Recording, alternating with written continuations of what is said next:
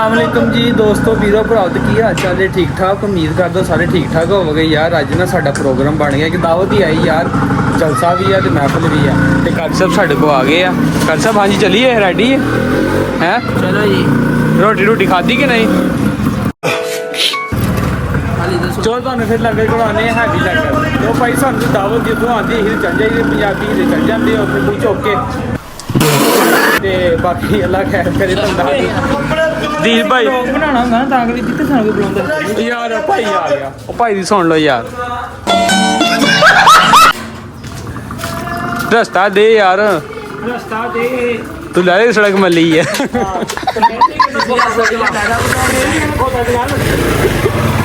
ਲੋ ਭਾਈ ਅਸੀਂ ਰੈਡੀ ਹੋ ਗਏ ਅੱਲਾ ਖੈਰ ਕਰੇ ਯਾਰ ਤੁਸੀਂ ਕਿਸੇ ਨੇ ਅਗਰ ਬੁਲਾਣਾ ਹੋਵੇ ਨਾ ਸਾਨੂੰ ਬੁਲਾ ਸਕਦਾ ਕਾਲ ਕਰਕੇ ਅਸੀਂ ਪਹੁੰਚਾਂਗੇ ਇਨਸ਼ਾਅੱਲਾ ਅੱਲਾ ਦੇ ਹੁਕਮ ਦੇ ਨਾਲ ਯਾਰ ਸਾਡਾ ਨਾ ਕੋਈ ਨਹੀਂ ਹੈ ਜਿਹੜਾ ਵੀ ਪਾਰਟੀ ਦਾ ਬੰਦਾ ਹੋਵੇ ਜਿਹੜਾ ਵੀ ਬੰਦਾ ਪਾਰਟੀ ਦਾ ਬੰਦਾ ਹੋਵੇ ਅਸੀਂ ਤੁਹਾਡੇ ਖਿਦਮਤ ਚ ਹਾਜ਼ਰ ਹਾਂ ਯਾਰ। ਅੱਛਾ ਬੁਲਾਇਆ ਕਰੋ ਸਾਨੂੰ। ਆ ਵੇਖੋ ਭਾਈ ਹਰੀ ਟਾਈਮ ਨਾਲ ਪਹੁੰਚ ਜਾਂਦੇ ਜਿੱਥੇ ਮਰਜ਼ੀ। ਲੰਗਰ ਹੋਣਾ ਚਾਹੀਦਾ, ਲੰਗਰ ਜਿੱਥੇ ਹੋਵੇ ਨਹੀਂ ਨਹੀਂ ਨਾ ਨਾ ਨਾ ਨਹੀਂ ਲੰਗਰ ਦੀ ਤੁਹਾਨੂੰ ਪਤਾ ਨਹੀਂ ਖਾ ਲਾਂਗੇ ਕੋਈ ਗੱਲ ਨਹੀਂ। ਲੰਗਰ ਵਾਲਾ ਕੋਈ ਨਾਂ ਨਹੀਂ ਹੈ ਵੈਸੇ ਹੈਗੀ ਕਾਰੀ ਸਾਹਿਬ ਦਾ ਇਹੀ ਸੀ ਨਾ ਜਿੱਥੇ ਲੰਗਰ ਉੱਥੇ ਟੁੱਟ ਜਾਓ।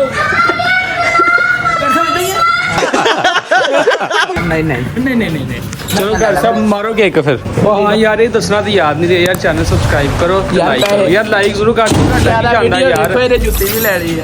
ਆਹੋ ਜੁੱਤੀ ਵੀ ਯਾਰ ਲੈਣੀ ਹੈ ਯਾਰ। ਆ ਵੇਖੋ ਜੁੱਤੀ ਟੁੱਟੀ ਸਾਡੇ ਭਰਾ ਦੀ ਹੈ ਅੱਲਾ ਖੈਰ ਕਰੇ ਜੁੱਤੀ बदलनी है ये। A few moments later. लो भाई सब अल्लाह के हुक्म से ना हम पहुंच गए हैं इधर। अल्लाह खैर करे इधर जलसे की भी तैयारी हो रही है। पीटीआई का कैंडिडेट आ रहा है।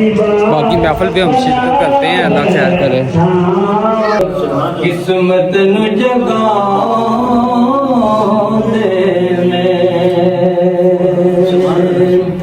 किस्मत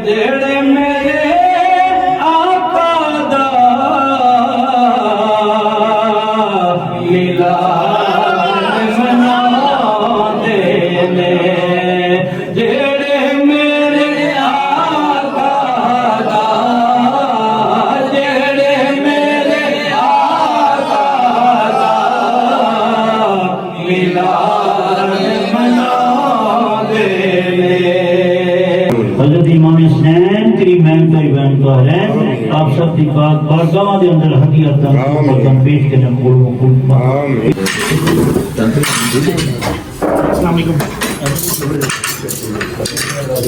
हाँ जी लंगर कर लंगर ठीक है घर साहब मिक्स कर देना घर साहब महफल है। अच्छा महफल आ ध्यान ना जरा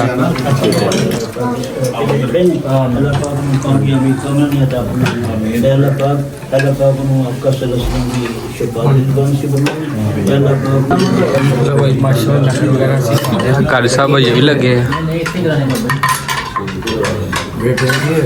टाइम कितना आया 2000 years later.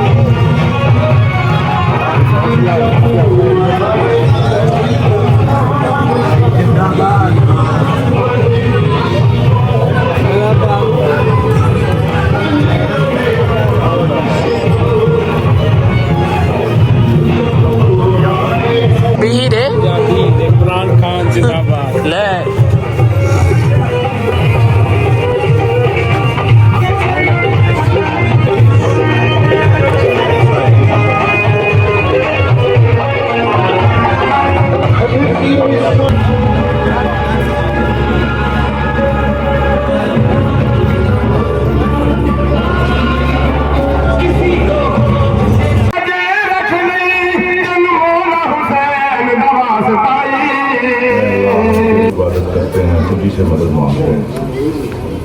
मेरे इंतहाई काबिल एहतराम मेरे छोटे भाई जनाब हमाद साहब, मीर हैदर शाह साहब, फैसल भाई, डॉक्टर साहब, आसम भाई, जितने मेरे सारे थे जाने बचाने तेरे बैठे हैं, मैं सबका शुक्रिया अदा करता हूँ कि आप टाइम निकाल कर यहाँ पे मुझे मेरे इंतजार में बैठे हैं।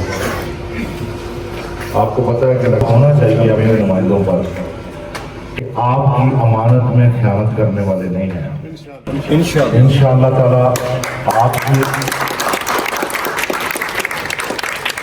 अमानत इंशाअल्लाह ताला उस तक पहुँचाएंगे, ये आपसे कमिटमेंट है, हर जगह पे मैं करता हूँ।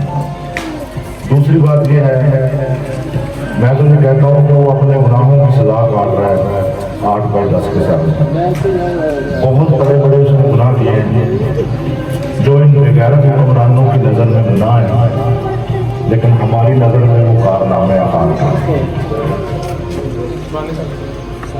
उसका सबसे बड़ा गुनाह ये है कि उसने 200 से ज़ायद मुल्कों के सरबराहों की आंखों में आंखें डालकर जनरल असम्बली के फ्लोर पर उनको ये कहा था कि हुर्मत रसूल पर हमारी नस्लें कुर्बान, हमारे बच्चे कुर्बान, लेकिन हम नबी पाक की शान में गुस्ताखी बर्दाश्त नहीं करेंगे।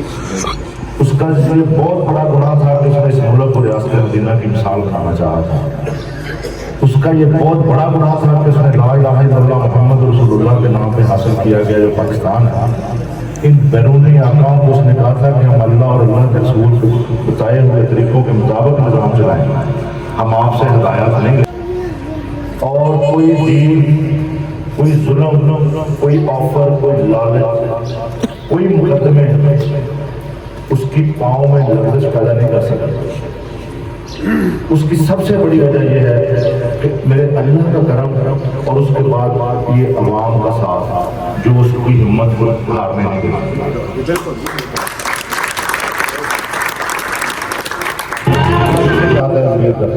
और मेरा अल्लाह जिसको इज्जत देना चाहता है, फिर चाहे सारे लुटेरे चोर ये सब इकट्ठे हो जाए, इंतजामिया साथ मिल जाए, पुलिस साथ मिल जाए, इलेक्शन कमीशन साथ मिल जाए, हमसे हमारा निशान बनना भी छीन ले, लेकिन मेरे अल्लाह ने इज्जत देनी है, इंशाअल्लाह ताला हर सच को इज्जत मिलेगी।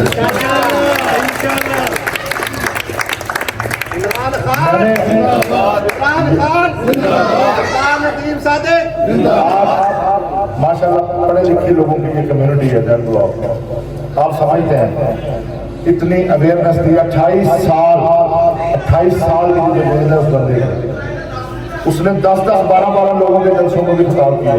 कभी नहीं सोचा कि मेरा इतना बड़ा नाम है, जिसने बुलाया वो पहुंचा। 28 साल की मेहनत के बाद आज लोग हजूम को एक कौम बनाने में कामयाब हुआ, और इंशाअल्लाह ताला खान जो लड़ाई लड़ रहा है ना, ये बहुत बड़ी जंग है। वो पाकिस्तान का लीडर नहीं है, वो मुस्लिम उम्मा का लीडर है। और ये लोग ये डाकू चोर लुटेरे, ये तो खान ने बहुत पहले कह दिया था कि मैं जब इनके गिरेबानों में हाथ डालूंगा करप्शन के लूट मार के पैसे निकालने के लिए, तो ये सब चोर इकट्ठे हो जाएगा। मेरे अल्लाह ने दिल मोड़ दिया। पैना फैक्सी जो खान के दिल में लगे हुए लोगों के, वो कैसे उतार लेंगे? बोरिंग करेंगे इंशाअल्लाह, चाहे जो मर्जी कर लेंगे। 144 लगाई हुई है सिर्फ हमारे लिए। हम किसी जगह पे मीटिंग करके निकलते हैं, हमारे को मुकदमा दर्ज हो जाता है, लेकिन इन बेगैरतों को मैं सिर्फ एक मैसेज देना चाहता हूँ कि तेन जुल्म करन तो डकना नहीं, बस एक गल समझानी है, वेले की वाग वैरी है साढ़े हाथ में।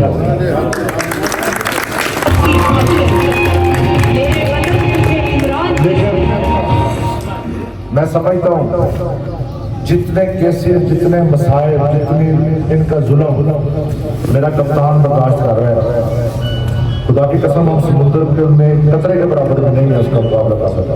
200 से ज्यादा मुकदमा और इन